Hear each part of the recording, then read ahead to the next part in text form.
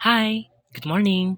My name is Iro Charity Dumalew, and for today, I will be discussing about family planning and its importance to the growing society. So, a pleasant day to each and every one of you. Welcome to our webinar for today. So, let's start with family planning. So, what is family planning? Family planning is defined as the ability of individuals and couples to anticipate and attain their desired number of children and the spacing and timing of their births. It is achieved through the use of contraceptive methods and the treatment of involuntary infertility.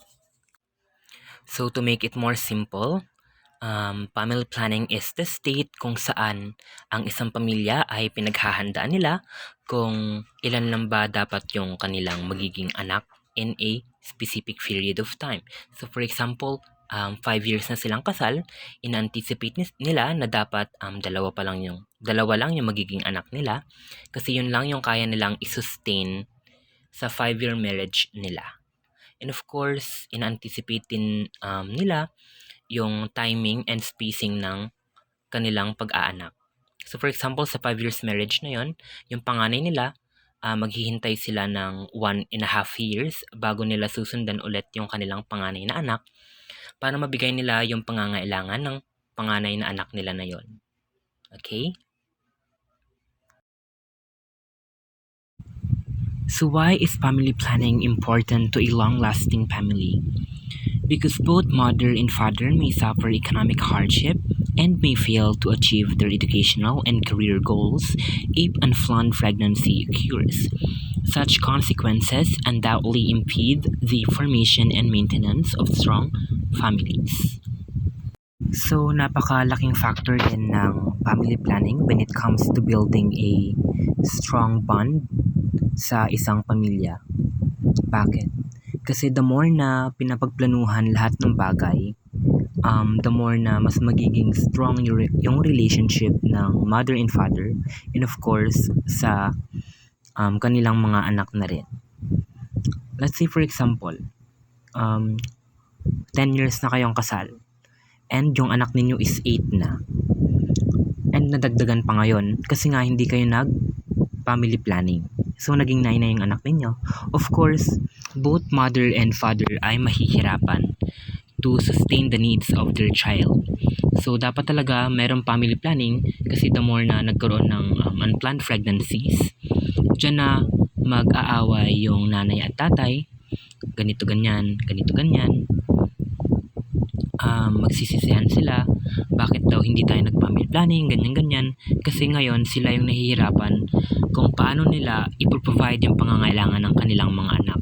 So yeah, unplanned pregnancy contributes or it is a major contribution kung bakit nag-fail minsan yung relationship between mother and father or sa isang pamilya. Kasi nga hindi nila napaghandaan yung pag-build ng kanilang family. Hindi nila in-anticipate kung ilan lang dapat yung anak nila, kung ilan lang yung kaya nilang buhayin, or yung kaya nilang i-sustain, or yung kaya nilang ibigay sa mga bata. So, we have the importance of family planning and families in the society. So, for family, couples who are able to plan their families experiences less physical, emotional, and financial strain. They have more time and energy for personal and family development and have more economic opportunities. So in reality, alam natin kung gaano kahalaga yung family planning. Kasi kapag mayroong family planning yung isang pamilya, they will less experience physical, emotional, and financial strain. When we say physical, the more na nagkaroon tayo ng family planning, in-anticipate natin kung ilan lang yung anak natin, hindi tayo mahihirapan sa pagpapalaki ng mga bata na ito. Kung sa 5-year marriage nyo, isa lang yung anak ninyo, hindi kayo makaka-experience ng, let's say, physical exhaustion. Pati na rin sa emotional, hindi kayo mahirapan mag-provide ng emotional support sa inyong anak since isa lang siya. And of course, for financial naman, hindi rin kayo mahirapan mag-provide since iisa lang siya. So, ganun ka-importante yung family planning sa isang pamilya. Dahil kung wala nito, mahihirapan tayo financially, and pati na rin yung time natin as a family, mahirapan tayong mag-create ng strong relationship with each other. Lalo na kung sobrang laki ng ating pamilya and hindi natin nakakausap lahat ng ating mga anak. So of course, today's society, in turn, effective family planning results in fewer strains on community resources such as social services and healthcare systems. Alam naman natin na sa ating society, ever-changing yung ating population. Everyday merong pinapanganak na mga bata, so dumadagdag yung ating population. Because of unplanned pregnancy and lack of family planning, naging overpopulated na yung ating country, and pati na rin yung ating let's say the world. Yeah, the whole world rather.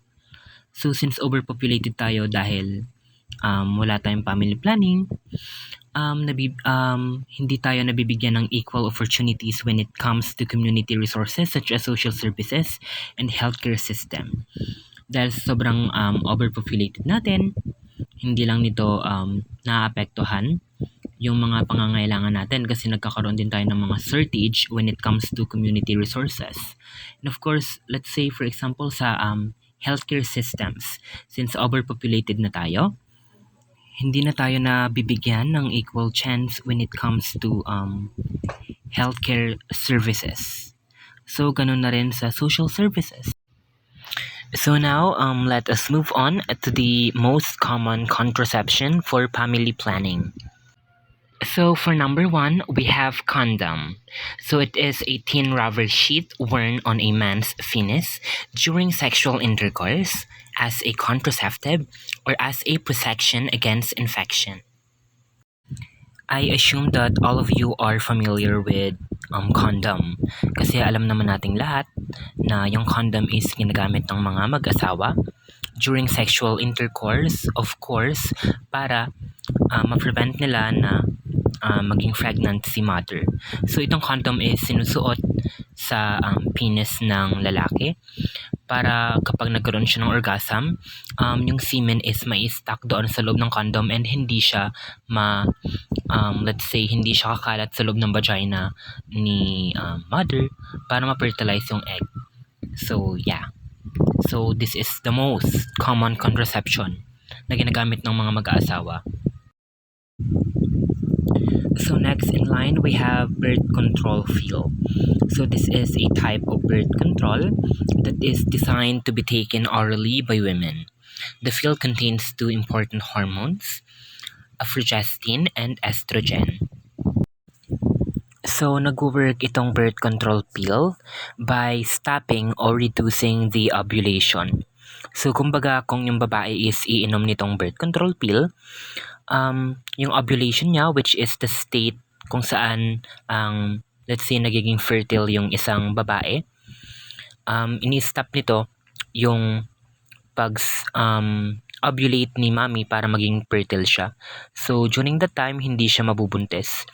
So of course, in addition to that, kapag magti-take ng birth control pill yung mga babae, ang magiging thick yung kanilang cervical mucus.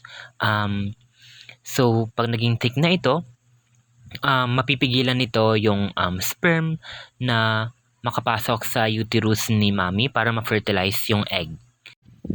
So for number 3, we have intrauterine devices. It is a contraceptive device fitted inside the uterus and physically preventing the implantation of fertilized ova. So itong IUD, it looks like a letter T na some kind of device na nilalagay sa loob ng uterus ni mommy para pigilan or let's say para lagyan ng harang yung entrance papunta sa fallopian tube ni mommy para hindi ma-fertilize ng sperm cell yung egg cell ni mommy. So itong intrauterine device is of course ipapasok siya through the vagina papunta sa kanyang cervix, then sa uterus. Pag nailagay na siya sa may uterus, alam naman natin na yung uterus ng mga babae is parang may patriangle siya, 'di ba? So meron siyang left fallopian tube and right fallopian tube. So yung entrance na yun, tatakpan niya yun, kaya siya pa letter T. So kapag natakpan na yun, it will prevent the sperm from entering those entrances so that it can't fertilize the egg cell of the mother. So for number 4, we have the spermicide. So spermicide is a chemical substance that kills sperm and is used as a type of birth control. So when we say spermicide, it kills the sperm. So maraming classification itong spermicide, whether it be gel, foam, or cream. So ang spermicide ay pinapasok sa loob ng vagina ni mommy para kapag nagkaroon siya ng sexual intercourse or unprotected sexual intercourse at nagkaroon ng orgasm yung husband sa loob ng vagina ni mommy, and let's say na yung sperm cell is nandoon na sa loob ng vagina, the spermicide will act to kill those sperm cell para hindi ma-fertilize or para hindi na makalangoy yung sperm patungo sa egg cell ni mommy. So that's the mechanism of spermicide. So mabisa rin ito when it comes for preventing pregnancy. Pero of course may mga side effects din ito na hindi rin maganda sa katawan ng isang babae. So yeah. So for number 5, we have the withdrawal method, or also known as coitus interruptus. So it is the method of pulling out, or the pull-out method. So it is a method of birth control in which a man during sexual intercourse withdraws his penis from the woman's vagina prior to ejaculation and then directs his ejaculate away from the vagina in an effort to avoid insemination.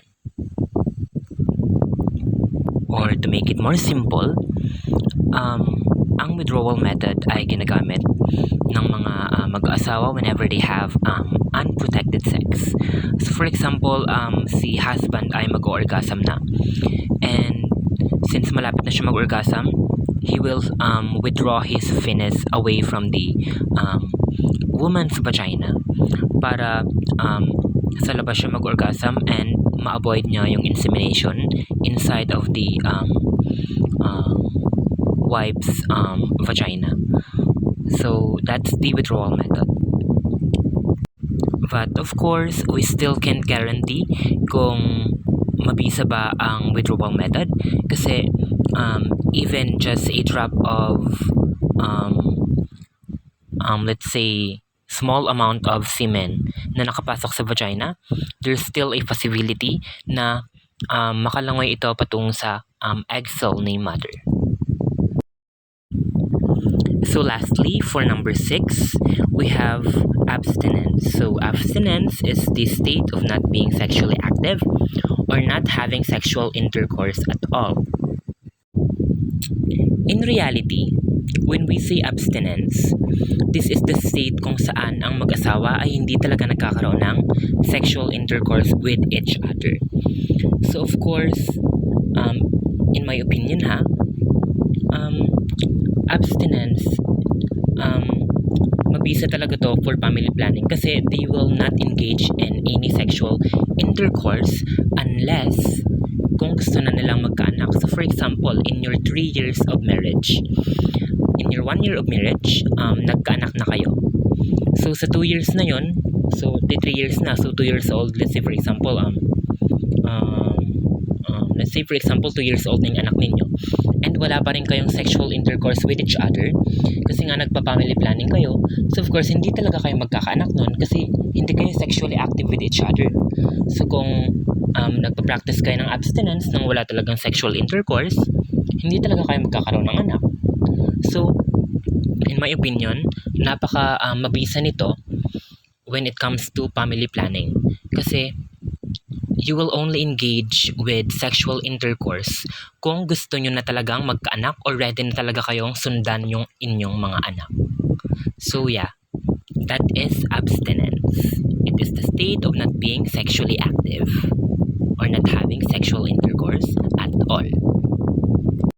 So, yeah, those are the most common types of contraception na ginagamit ng mga mag-aasawa when it comes for family planning. So, this ends our webinar for today, and I hope that you've learned something significant and relevant in accordance to your